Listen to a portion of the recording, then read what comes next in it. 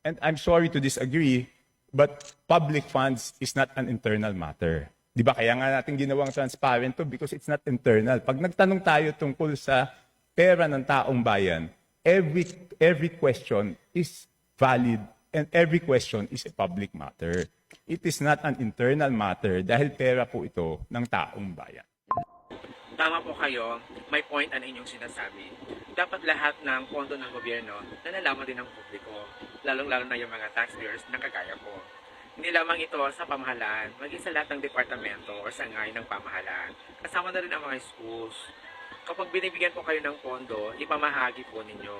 Huwag po ninyong angkinin. Hindi po ito para sa inyo. Alalahanin ninyo, kayo ay nanunungkulan na din.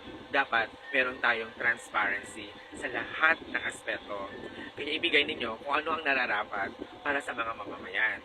Tapos sa pamangkamotaas asi sa likod ng pondo, nung may eskonde kunese, baka pwede pa na, yawito, asi si sale,